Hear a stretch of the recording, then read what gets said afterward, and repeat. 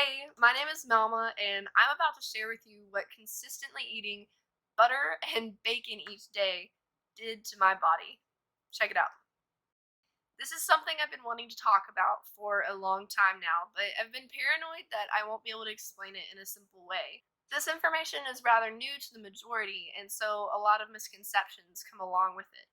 So, going into this, I ask that you keep an open mind and a loving heart and respect the lifestyle I live, just as you should anyone else who is different from you. You're about to find out how I stopped craving pasta, lost weight, cleared my skin, gained focus, and even grew my hair, and so much more.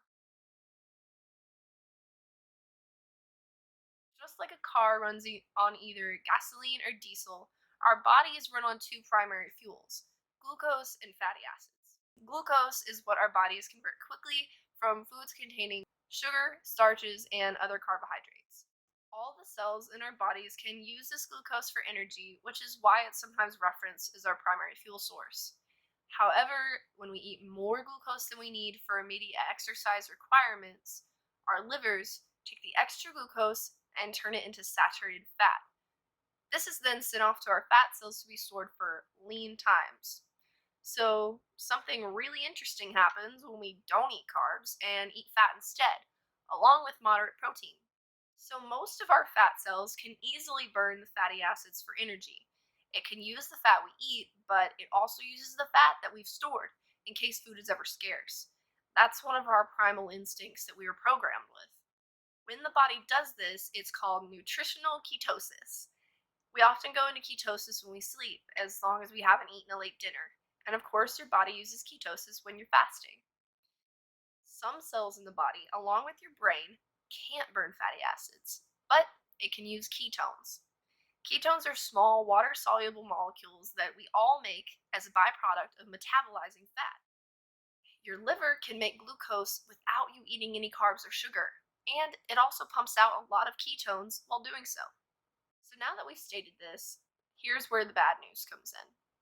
Because of what I call the SAD diet, standard American diet, our bodies have forgotten how to burn fat. It just gets stored with no chance to burn it.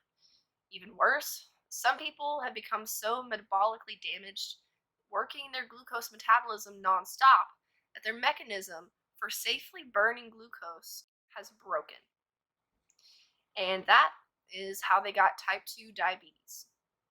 So here's something that's easy to remember. Giving your body fat makes it good at burning fat. Giving your body glucose makes it good at storing fat. I know it's difficult to think that eating butter could be good for your heart. I mean, there are all these studies that show correlation between fat intake and heart disease, right? Well, if you look really carefully, study after study misses something.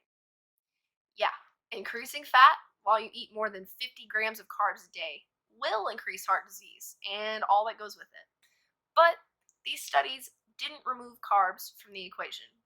Okay, so I know that was a lot and there was quite a bit of nerdiness involved. And like I said, this information is rather new. But if you're holding a phone in your hand, which I can almost guarantee you are, it's obvious you're open to new ideas. Ketogenic eating is only just now being looked at by diabetes associations around the world. And sadly, for both some political and prideful reasons, dietetic associations are firmly opposed to a complete upending of their established food pyramid. If you don't get anything else from my little spiel, here's what you need to understand: fat doesn't make you fat.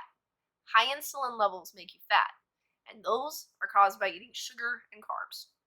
Ketosis can also lower bad cholesterol and raise good cholesterol. You have to get the idea out of your head that we need some sugar. Your body naturally produces the glucose your body requires without consuming sugary, starchy, and carby foods. There are good resources all over the internet that inform about this way of eating.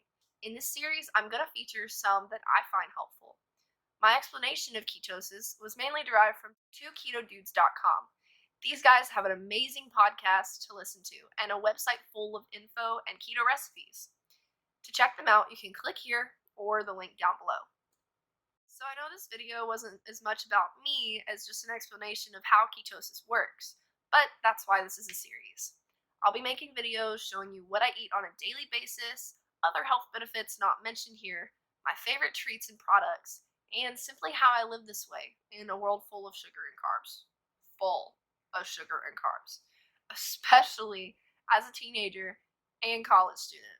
For all of those who are wondering, I'll tell you right now that I have not deprived myself from the foods I love.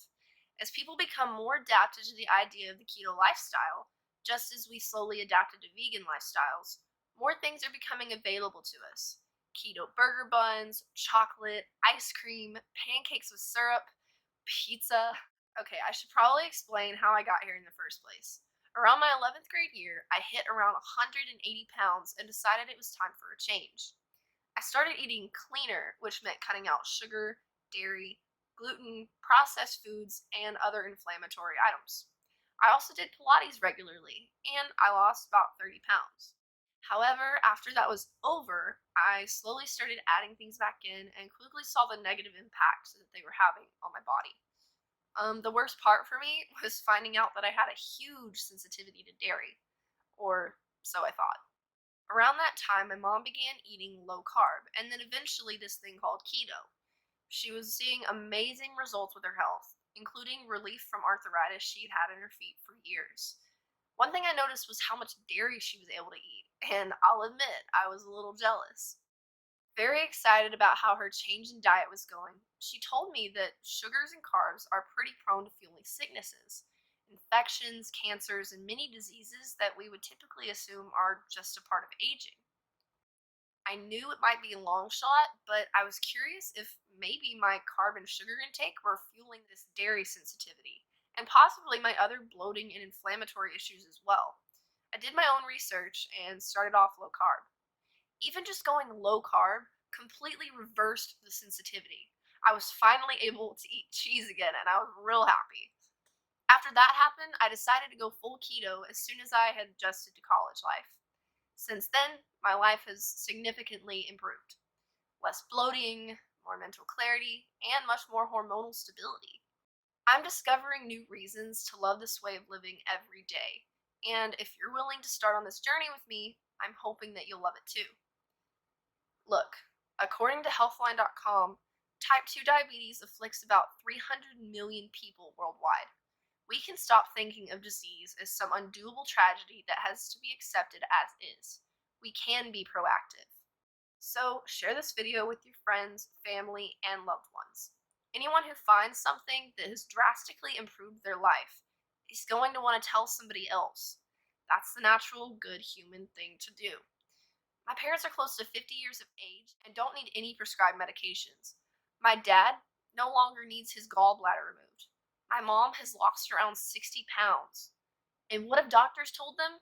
Keep doing what you're doing. There's something to be said for that. Like this video if you learned something from this, and feel free to comment your questions and hit the subscribe button to see more. And remember, your body's capable of incredible things, so try to love it in every way you can. See ya!